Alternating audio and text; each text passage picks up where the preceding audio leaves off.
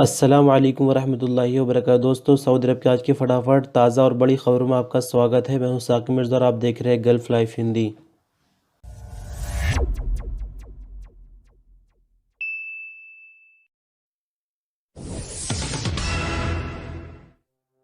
Saudi Aramco ने बुधवार और जुमेरात की मध्य रात्रि से पेट्रोल की नई कीमतें जारी कर दी है। यानी नई कीमतें जो मैं आपको यहाँ पे बताने जा रहा हूँ वो आज ही से यानी 11 मार्च से आपको सऊदी अरब के सभी पेट्रोल पंप पर देखने को मिल जाएगी। सऊदी अरामको के मुताबिक फरवरी के मुकाबले पेट्रोल की नई कीमतें फिर से बढ़ाई गई है। अरामको की वेबसाइट पर जारी रिपोर्ट के मुताबिक मार्च के लिए पेट्रोल 91 की नई कीमत 1 रियाल 90 हलाला हो गई है।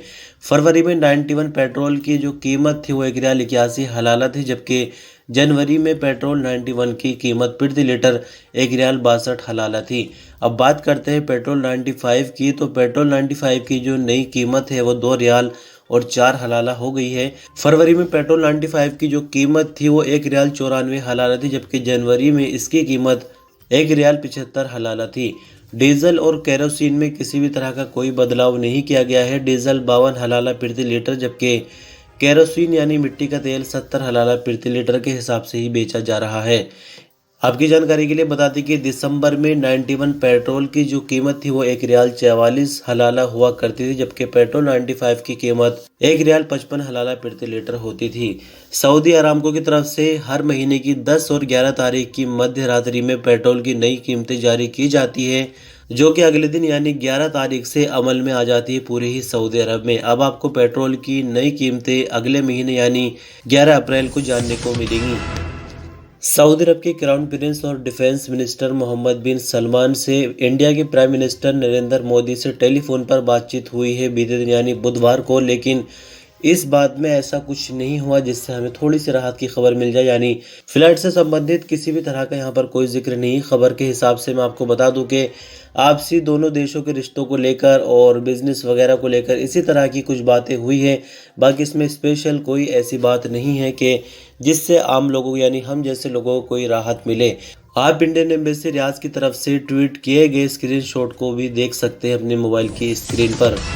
सऊदी अरब में वर्कर और कंपनी के बीच जो नया कानून लागू होने वाला है उसकी कॉन्ट्रैक्ट इतवार यानी 14 मार्च से कॉन्ट्रैक्ट होनी शुरू हो जाएंगे। अखबार 24 के मुताबिक ministry of human resources and social development ने एक बार फिर से बताया है कि नया कानून लागू होने के बाद जो अजनबी वर्कर सऊदी अरब में काम करते हैं, खासकर कंपनियों में डोमेस्टिक वर्कर का इससे कोई संबंध नहीं है। साथ ही जो लेबर कैटेगरी में लोग आते हैं वो भी इससे फ़ायदा नहीं उठा सकते हैं। तो जो लोग फ़ायदा उठा सकते हैं उनके लिए क्या क्या फ़ायदे होंगे, एक बार फिर से रिपीट कर दूं। एग्जिट एंट्री वीज़ा खुद जारी कर सकेंगे, खुरूज पर भी खुद जा सकेंगे, एक से दूसरी कंपनी में ट्रांसफ़र ले सकेंगे। लेकिन इन सब सुविधाओं को लेने के लिए जो एग्रीमेंट होगा कंपनी और वर्कर के बीच उसको ऑनलाइन करना होगा, और ऑनलाइन करना ज़रूरी होगा, गवर्नमेंट की तरफ से ज़रूरी किया गया है और ख़ुद कंपनी ही आपकी ये ऑनलाइन कर देगी। अगर कोई बंदा नई वीज़ा पर भी आता है सऊदी अरब तो उसको कम से कम 1 साल अपनी कंपनी में देना होगा, उसके बाद वो कंपनी छोड़कर कहीं और जा सकता है। लेकिन अगर कोई अजनबी वर्कर कॉन्ट्रैक्ट अपना पूरा नहीं करता है तो उसके लिए जुर्माना वगैरह रखा गया है। लेकिन अभी तक जुर्माना कितना लगेगा इस बारे में खुलकर जानकारी सामने नहीं आई, इसलिए हम आपको नहीं बता सकते।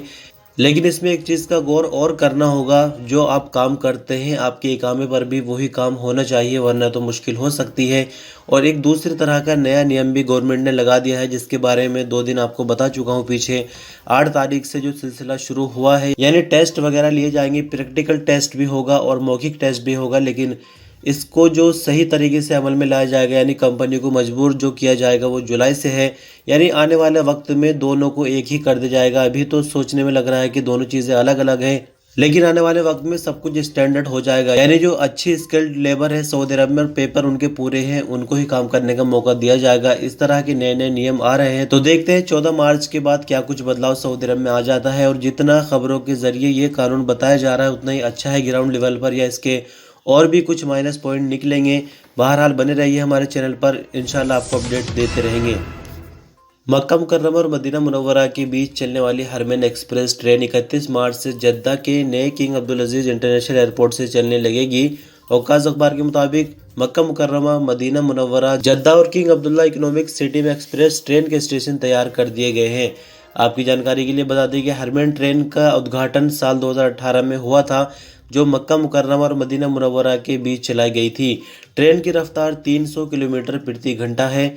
हरमैन ट्रेन के 5 स्टेशन हैं, जिनमें मक्का मुकर्रमा, जद्दा एयरपोर्ट, राबिग सिटी और मदीना मुनव्वरा शामिल है। हरमैन ट्रेन का टारगेट ये है कि हर साल 60 मिलियन से ज़्यादा मुसाफिरों को रेलवे की सुविधा दे। हरमैन ट्रेन का जद्दा स्टेशन 2019 में आग लगने से पूरी तरह से बर्बाद हो गया था, जिसके बाद से ट्रेन सर्विस रोक दी गई थी। सऊदी अरब की मिनिस्ट्री ऑफ इस्लामिक अफेयर का कहना है कि सऊदी अरब के 5 इलाकों में 12 नवाजियों में कोरोना वायरस पाए जाने पर 9 नई मस्जिदों को टेम्परेरी बंद किया गया है। आज अखबार के मुताबिक मिनिस्ट्री ऑफ इस्लामिक अफेयर ने अपने ट्विटर अकाउंट पर कहा कि बीते 31 दिनों की अगर बात करें तो सऊदी भर में 252 मस्जिदें बंद की गई है, लेकिन साफ सफाई और सैनिटाइजिंग के बाद 237 मस्जिदों को दोबारा खोल दिया गया है। मिनिस्ट्री ऑफ इस्लामिक अफेयर ने आगे बताया कि 9 मस्जिदों में से 4 का ताल्लुक रियाज रीजन से है, जहां 4 नमाजियों में कोरोना पाया गया। 2 मस्जिदों का ताल्लुक मक्का मुकर्रमा रीजन से है, जहां कोरोना के 3 केस पकड़े गए। 1 मस्जिद का ताल्लुक जाजान से है, जहां कोरोना के 3 मरीज पाए गए। 1 मस्जिद का तबूक और 1 का नॉर्दर्न बॉर्डर रीजन से है। मिनिस्ट्री ऑफ इस्लामिक अफेयर ने अपने बयान में आगे कहा कि बुधवार को 9 मस्जिदें दोबारा खोली गई हैं। इनमें से 6 का ताल्लुक रियाज, 1 का तबूक, 1 का जाजान और 1 का मदीना मुनव्वरा रीजन से है। इन मस्जिदों में सैनिटाइजिंग और साफ सफाई करके ये भी संतुष्टि कर ली गई कि दूसरे नमाजियों के लिए मस्जिद पूरी तरह से सेफ है, तो फिर मस्जिदों को दोबारा खोल दिया गया है। सऊदी अरब की रॉयल नेवी और फ्रांस की नेवी ने व्हाइट शार्क 21 के नाम से ज्वाइंट ट्रेनिंग ऑपरेशन शुरू कर दी है। सऊदी अरब की डिफेंस मिनिस्ट्री ने बुध को अपने बयान में कहा कि इन ज्वाइंट ट्रेनिंग ऑपरेशन में दोनों मुल्कों की जो फौजें हैं वो आपस में अपने तजुर्बे को शेयर करेंगे और सऊदी अरब की फौज को और ज़्यादा सीखने का मौका मिलेगा।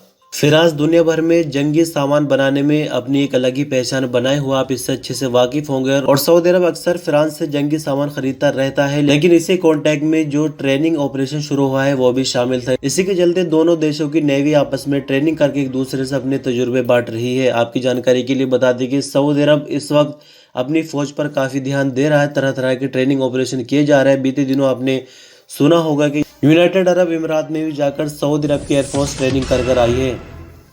सऊदी अरब के मौसम विभाग ने 11 मार्च यानी जुमेरात के लिए मौसम के बारे में पूर्वानुमान बताया। अखबार 24 के मुताबिक मौसम विभाग ने अपने बयान में कहा कि जुमेरात को अल-जौफ, नॉर्दर्न बॉर्डर, हाइल, तबूक और ईस्टर्न रीजन में तेज रेतीला तूफान आने की उम्मीद है, जिससे सामने का मंजर बिल्कुल आंखों से ओझल हो जाएगा, यानी विजिबिलिटी कम हो जाएगी और देखने में काफ़ी मुश्किल होगी। नेशनल सेंटर का आगे कहना है कि जुमेरात को अल-कसीम और ईस्टर्न रीजन के उत्तरी इलाकों में तेज रेतीली हवाएं चलेंगी। बयान में नेशनल सेंटर ने आगे बताया कि जुमेरात को सऊदी अरब में सबसे ज़्यादा टेम्परेचर यानी 38 डिग्री सेंटीग्रेड मक्का मुकर्रमा और सबसे कम टेम्परेचर यानी 13 डिग्री सेंटीग्रेड अबहा और तरीफ में होगा। यानी कुल मिलाकर मानकर चलिए कि जो सर्दी का सिलसिला है वो सऊदी अरब में बिल्कुल ख़त्म हो गया है। और जहां पर आपने अभी सुना कि अबहा और तरीफ में 13 डिग्री सेंटीग्रेड टेम्परेचर रहेगा, तो यहाँ पर सर्दियों के दिनों में 5 डिग्री के आसपास टेम्परेचर हुआ करता था। सऊदी अरब में बीते 24 घंटों के दौरान कोरोना के 386 नए मरीजों की पुष्टि हुई, जबकि 245 नई रिकवरी रिकॉर्ड पर आई है। बीते 24 घंटों के दौरान ही 6 नए लोगों की मरने की खबर है, जिसके बाद कुल मरने वालों की तादाद बढ़कर 6545 हो गई है। एक्टिव केस सऊदी अरब में फिलहाल 2830 हो गए हैं, जिनमें से क्रिटिकल केस 528 जो कि आईसीयू में इलाज के लिए। 386 कोरोना के नए मरीज रिकॉर्ड पर आने के बाद कुल मरीजों की तादाद बढ़कर 3,80,958 हो गई है, जबकि 245 नए रिकवरी रिकॉर्ड पर आने के बाद कुल रिकवरियों की संख्या बढ़कर 3,71,583 हो गई है। सऊदी अरब में मस्जिद नबवी में बिजली का पहला बल्ब अब से 117 साल पहले लगाया गया था। ये दारुल मदीना म्यूजियम में रखा हुआ है। अखबार 24 के मुताबिक मस्जिद नबवी में लगाए जाने वाले बिजली के पहले बल्ब पर एक चिट लगी हुई है, जिस पर लिखा गया है कि ये बल्ब 1907 यानी 1325 हिजरी में मस्जिद नबवी में लगाया गया था और यही वो तारीख भी है जब पहली बार सऊदी अरब में बिजली आई थी। आपकी जानकारी के लिए बता दें कि शुरुआत में बिजली का जो इंतजाम हुआ था वो सिर्फ मदीना मुनव्वरा शहर में ही हुआ था। इसके अलावा सऊदी अरब के किसी भी इलाके में बिजली नहीं आती थी। मस्जिद नबवी में इसकी शुरुआत 2 बिजली घरों से हुई थी। इनमें से एक कोयले और दूसरा मिट्टी के तेल से चलता था और 20 किलोवाट बिजली तैयार हुआ करती थी। इसके अलावा फजर की नमाज के दौरान मस्जिद नबवी में रोशनी के लिए चार्जर बैटरी से भी फ़ायदा उठाया जाता था। सऊदी मिनिस्टर ऑफ हेल्थ के प्रवक्ता डॉक्टर मोहम्मद अलवद अली ने कहा कि कोरोना वायरस का मरीज से मिलने पर कम से कम 10 दिन तक हाउस आइसोलेशन जरूरी है। आजिल अखबार के मुताबिक अलामत अली ने बीते दिन नए कोरोना वायरस से निपटने के लिए ब्रीफिंग देते हुए बताया कि जो शख्स भी कोरोना के मरीज से मिला हो उसको कम से कम 10 दिन हाउस आइसोलेशन में गुजारना होगा, चाहे उनका कोरोना का टेस्ट नेगेटिव ही क्यों ना आया हो। क्योंकि कुछ केसों में ऐसा देखने को मिलता है कि कोरोना के मरीज से मिलने पर अगर तुरंत टेस्ट कराते हैं तो वो नेगेटिव ही आता है, लेकिन कुछ दिनों के बाद कोरोना असर दिखाना शुरू करता है। मिनिस्टर ऑफ हेल्थ के प्रवक्ता ने आगे बताया कि अभी तक सऊदी अरब में कोरोना के पॉजिटिव और क्रिटिकल केस में किसी भी तरह का ठहराव नहीं आया। जितना ज़्यादा एसओपीज पर अमल किया जाएगा उतनी ही जल्दी कोरोना से छुटकारा मिलेगा। स्पोकमैन ने आगे बताया कि कोरोना वैक्सीन लेने में किसी तरह की कोई रुकावट नहीं है। सऊदी अरब में रहने वाले जो भी लोग हो, चाहे वह सऊदी शहरी हो या फिर अजनबी हो, वैक्सीन ले सकते हैं। इसके लिए सेहत एप्लीकेशन पर खुद को रजिस्टर करें और वैक्सीन लेकर खुद को कोरोना से सुरक्षित रखें। सऊदी अरब में मक्का मुकर्रमा रीजन पुलिस ने शहर के शॉपिंग मॉल के कम्युनिकेशन सेंटर में 3.5 लाख रियाल की कीमत के 84 मोबाइल चोरी करने वाले 2 सऊदियों को गिरफ्तार कर लिया है। अखबार 24 के मुताबिक मक्का मुकर्रमा पुलिस ने अपने बयान में बताया कि वारदात करने वाले दोनों सऊदियों की उम्र 50 साल के करीब है। मुलजिमों ने शॉपिंग सेंटर से 13,000 रियाल भी कैशियर से छीने थे। बयान में मक्का मुकर्रमा पुलिस ने बताया कि मुलजिमों के कब्जे से कई तरह के चोरी किए गए मोबाइल सेट और 31,000 रियाल भी बरामद किए गए हैं। पुलिस का कहना है कि दोनों मुलजिमों ने इल्ज़ाम अपने कबूल कर लिए हैं। उनके खिलाफ सबूत जमा करने का सिलसिला जारी है। घटना के बारे में पब्लिक प्रोसिक्यूशन को भी इससे बाखबर कर दिया गया है। तो दोस्तों, इस तरह से खबरों का सिलसिला यहीं तक। आप वीडियो पर अंत तक बने रहे। शुक्रिया। वीडियो पे एक लाइक करके हमारी मेहनत को कामयाब बना सकता है। कोई सवाल कमेंट में ज़रूर बताएं। शुक्रिया। अल्लाह हाफिज़।